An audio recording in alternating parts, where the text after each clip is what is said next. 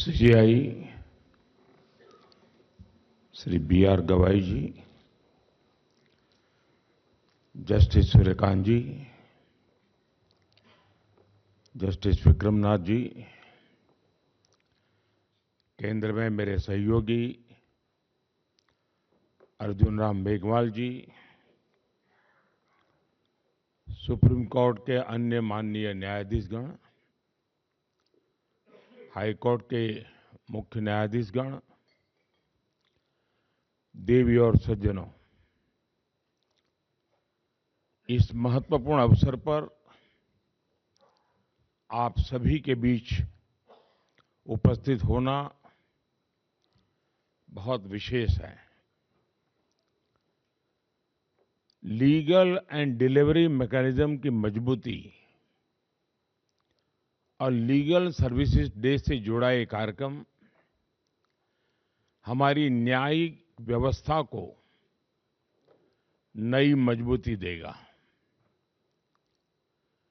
मैं 20वीं national conference की आप सभी को शुभकामनाएं देता हूं। मुझे बताया गया कि आज सुबह से आप लोग इसी काम में लगे हैं, तो मैं ज्यादा समय नहीं लूंगा आपका।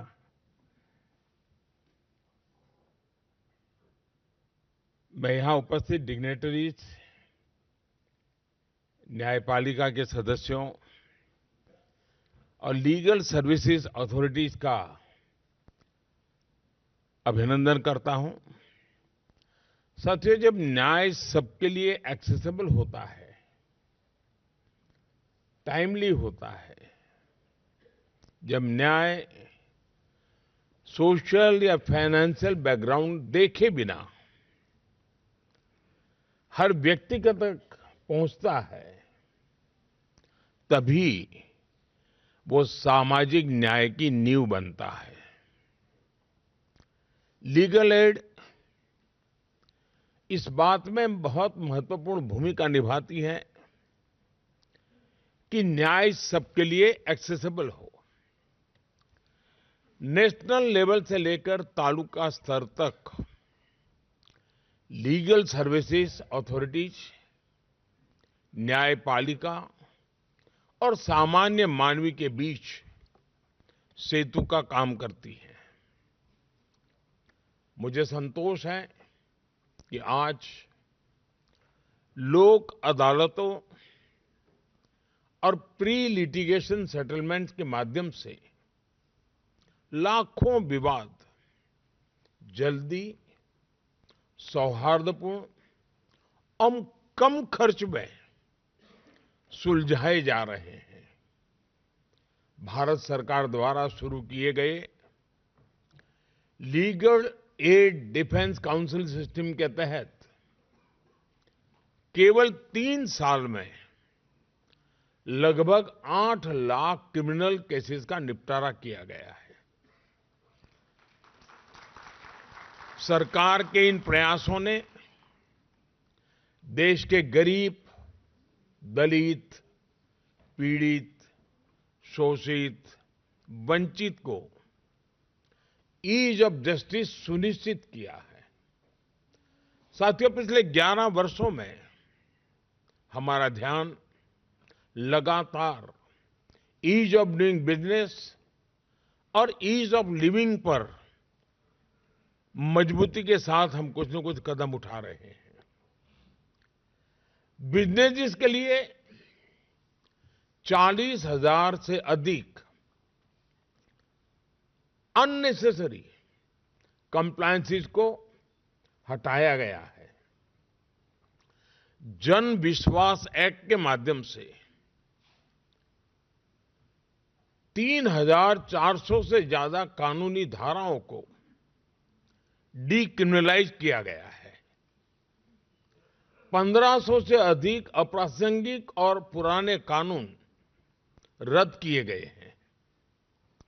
दशकों से चले आ रहे पुराने कानूनों को अब भारतीय न्याय संहिता से बदला गया है। और साथियों, जैसा मैंने पहले भी कहा है, ईज ऑफ डूइंग बिजनेस और ईज ऑफ लिविंग तभी संभव है जब ईज ऑफ जस्टिस भी सुनिश्चित हो। पिछले कुछ वर्षों में ईज ऑफ जस्टिस को बढ़ाने के लिए भी कई कदम उठाए गए हैं और आगे हम इस दिशा में और तेजी से जाएंगे। साथियों, इस साल नालसा यानी नेशनल लीगल सर्विस अथॉरिटी के 30 वर्ष पूरे हो रहे हैं। इन 3 दशकों में नालसा ने न्यायपालिका को देश के गरीब नागरिकों तक जोड़ने का बहुत महत्वपूर्ण प्रयास किया है। जो लोग लीगल सर्विसेज अथॉरिटीज के पास पहुंचते हैं, अक्सर उनके पास न रिसोर्सेज होते हैं, न रिप्रेजेंटेशन होता है और कभी तो उम्मीद भी नहीं होती। उन्हें उम्मीद और सहायता देना ही सर्विस शब्द का सच्चा अर्थ है और नालसा के नाम में भी ये मौजूद है। इसलिए मुझे पूरा विश्वास है कि इसका हर सदस्य प्रेजेंस और प्रोफेशनलिज्म के साथ अपना काम जारी रखेगा। साथियों, आज हम नालसा का community mediation training module launch कर रहे हैं।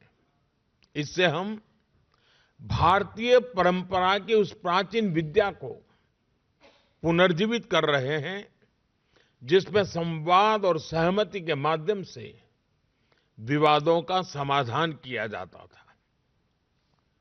ग्राम पंचायतों से लेकर गांव के बुजुर्गों तक मीडिएशन हमेशा से हमारी सभ्यता का हिस्सा रही है। नया मीडिएशन एक्ट इसी परंपरा को आगे बढ़ा रहा है, उसे आधुनिक स्वरूप दे रहा है।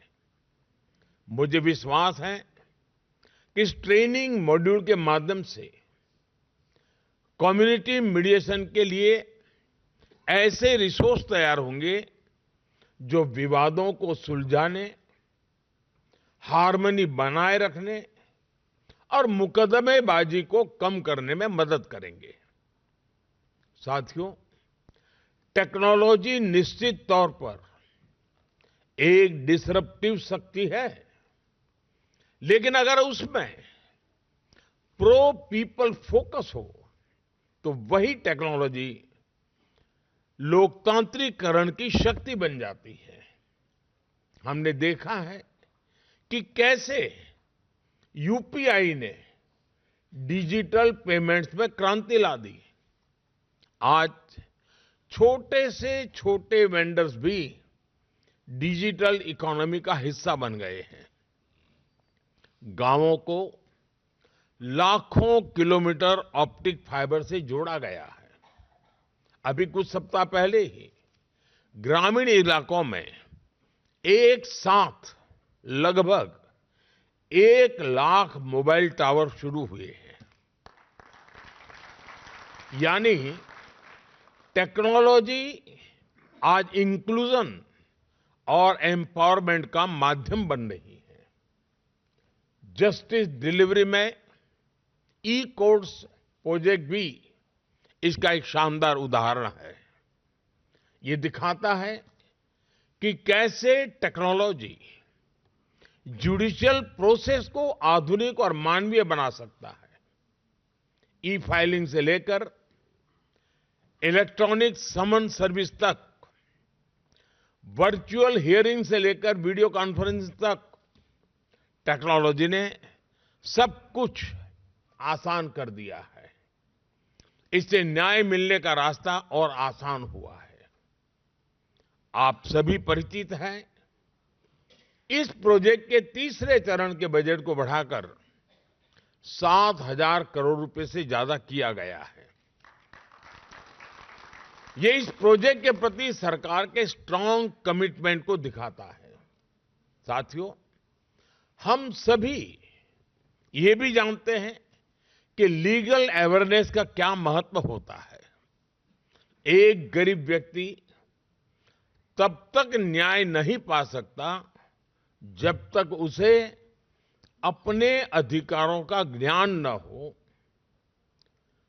वह कानून को न समझे और सिस्टम की कॉम्प्लेक्सिटी से डर महसूस करता रहे।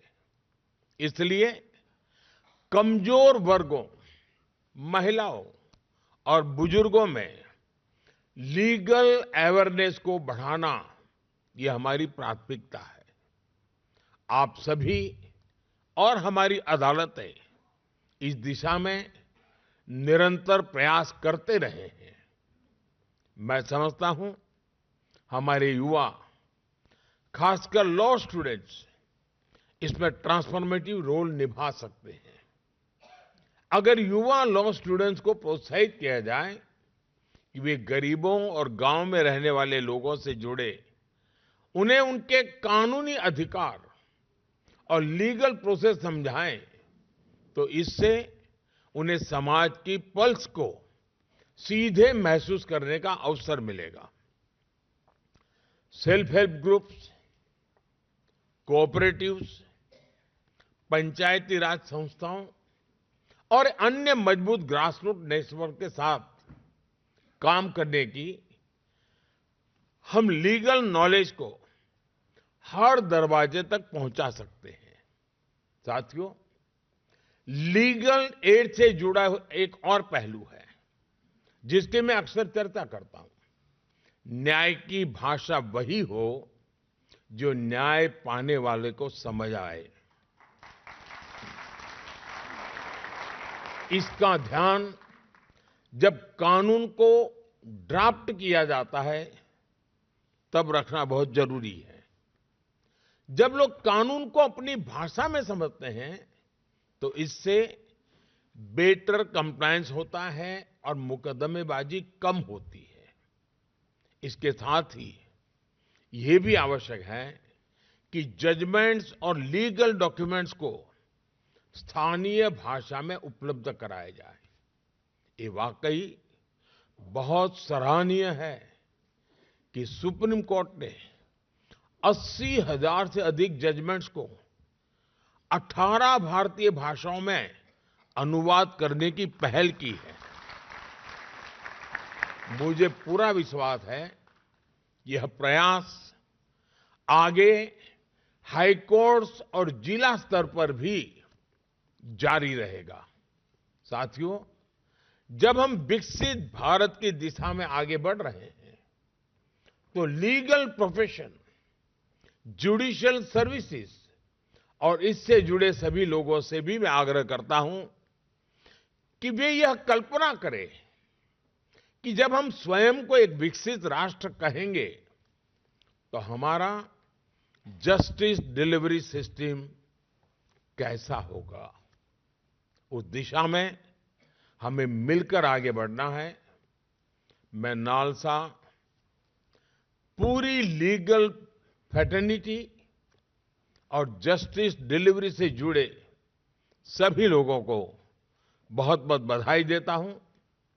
मैं एक बार फिर आप सभी को इस आयोजन की शुभकामनाएं देता हूं और आप सबके बीच आने के लिए मुझे जो अवसर दिया उसके लिए भी मैं आप सबका बहुत बहुत आभारी हूं। धन्यवाद।